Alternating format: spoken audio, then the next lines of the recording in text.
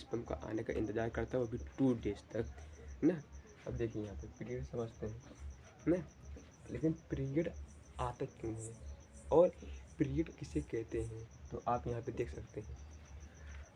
जैसे मान चलिए ये जो ओवरी दोनों संख्या है, ओवरी की संख्या मिनिमम 2 है, तो ओवरी की संख्या ये जो है ना, तो इस ओवरी संख्या में जो है कि 2 ओवरी है और ये 2 एक महीने का गैप रहता है। एक महीना क्या है, गैप रहता है ना। जैसे मान चलिए जनवरी में यह काम कर रहा है, तो इसमें कुछ ओवम में ओवरी नहीं बनेगा, ये एकदम कैसे खाली रहेगा, खाली इसमें से बनेगा। अब भैया पहले वीक में 1 तारीख से लेकर 7 तारीख मतलब पहला वीक में यह भी निर्माण होगा। क्या होगा, यह भी निर्माण होगा। तो अगर उस बीच में अगर स्पर्म आता है, ये मतलब के लिए कोई भी अगर लड़की या फिर कोई भी महिला का पुरुष के साथ सेक्सुअल रिलेशन बना रही है और उसका पीरियड का टाइम कब है, पहला तारीख है, मतलब अभी इसको बन रहा है, तो अगर उस बीच स्पर्म आएगा तो फर्टिलाइजेशन नहीं होगा।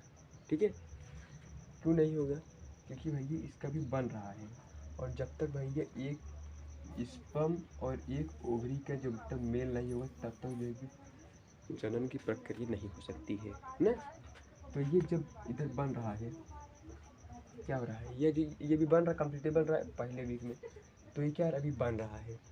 और जस्ट 1 सप्ताह जब बीत जाएगा, जब दूसरा सप्ताह लागू होगा ना, तो अभी कम्प्लीटली बन चुका है। तो यहाँ से खाली एक ओवम निकल के यहाँ तक आएगा।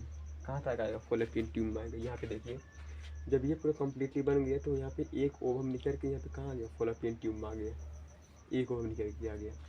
अब ये भैया वहाँ पे निकल के आ गया, अभी 2 दिन तक उधर वेट करेगा ना। अब ये देखिए, आप पहले ये देखिए कि यह जब यहाँ फॉलोपियन ट्यूब में यह जब आया है, तो ये कब आया है, पहले वीक में इसका निर्माण हो रहा था, पहले वीक में यह बन रहा था, और ये दूसरे वीक में आया है। कब आया है, दूसरे वीक में, है ना।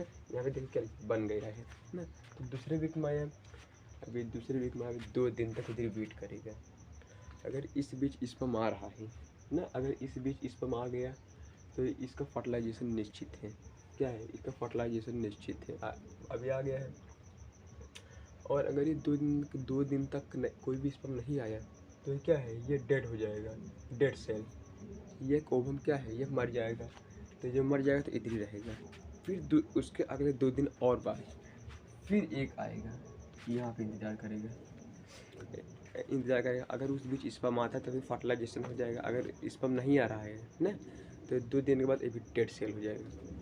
और यह प्रक्रिया, एक ओवम आएगा मतलब वेट करेगा, 2 दिन तक वेट करेगा, स्पर्म आए, फर्टिलाइजेशन होगा नहीं होगा ना, तो यह प्रक्रिया 2 सप्ताह तक चलती है। 2 सप्ताह तक, अगर इस 2 सप्ताह में अगर स्पर्म आ गया तो फर्टिलाइजेशन निश्चित है। उसके बाद 4th सप्ताह में, आखिरी सप्ताह में ख़राब हो गया है। ख़राब क्यों हो गया है, क्योंकि भैया 2 सप्ताह तक लगातार जो है कि 2-2 दिन तक गैपिंग भी नहीं थी। 2 यानी 14 दिन तक जो है कि यहाँ तक लगातार स्पर्म जो है ओवरी में से ओवम बन रहा था, फॉलोपियन ट्यूब में आ रहा था, बन रहा था, फॉलोपियन ट्यूब में आ रहा था, बन रहा था, फॉलोपियन ट्यूब में आ रहा था। तो यह जो पूरे डेड सेल है, यह डेड ओवम है। डेड ओवम यहाँ पे जो है डेड ओवम है, वह 4th वीक में बाहर आते हैं, जो मर जाते हैं ना, जो बाहर आते हैं, तो उसी को क्या कहते हैं, पीरियड कहते हैं। क्या कहते हैं भैया, पीरियड कहते हैं। अब भैया